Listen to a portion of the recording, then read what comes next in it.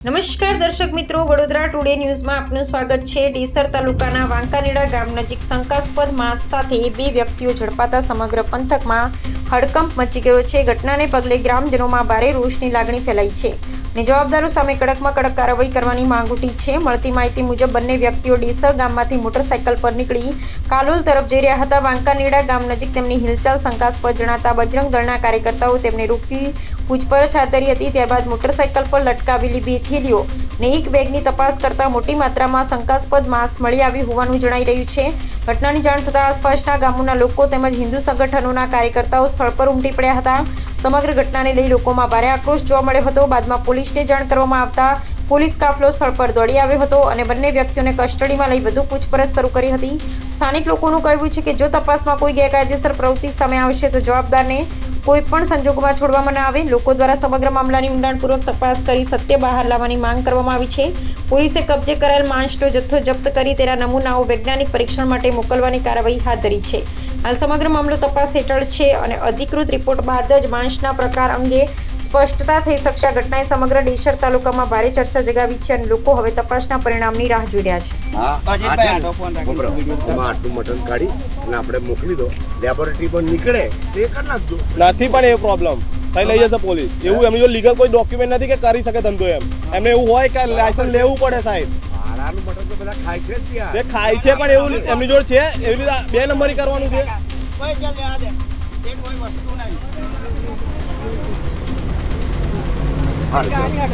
તમે પ્રેસમાં થઈને આવું બોલે તમને થોડું એ નહીં થતું। ભાડાનું મટનનું કોઈ બેન નથી ભાઈ, એ હું જાણું છું। ભાડાનું મટનનું આખી દુનિયામાં કોઈ એ નીકળે ને ગાયનું તો તમારે એને હું એમ કહું છું કે કહેવાનું કે એને મારો અને લઈ જાઓ। હું કહું છું હું લઈ જાઉં। હવે બધું અમે એવું ના બોલતો, તમે બોલતો નહીં, અમે કરીએ પણ બોલતો નહીં।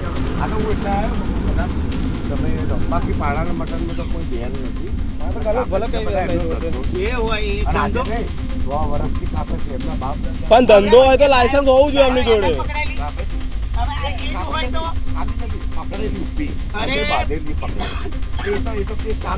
અરે બાંધેલી પણ એ શું લેવા તમે બોધેલી તમારી ઘેર એ ડોહા બોધેલી અરે કાપા હાથે બોધેલી ને તમે યાર ના હવે અમારે જે કરવાનું છે એ કરવા દો, ખોટી મગજ મારી ના કરો।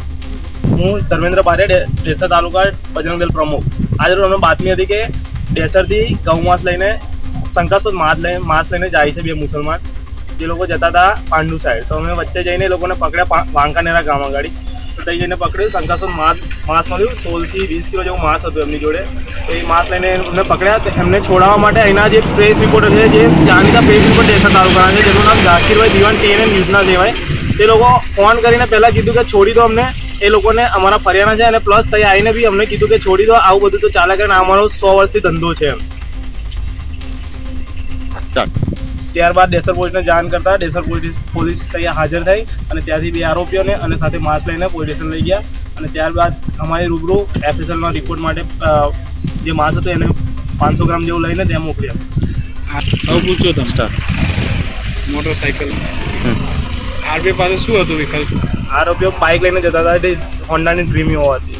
એની પર 2 જણ હતા, એકનું નામ મોહમ્મદ અને બીજાનું નામ હસન હતું। બંને કઈના રહેવાસી? ડેસરના રહેવાસી છે બંને। અને પહેલા બી એ લોકો પકડાયા હતા, 5 ગયા સાથે પકડાયા હતા, ત્યારે એમના કુટુંબી જ પકડાયા હતા। આવા જ તમામ લેટેસ્ટ અપડેટ માટે જોતા રહો વડોદરા ટુડે ન્યૂઝ।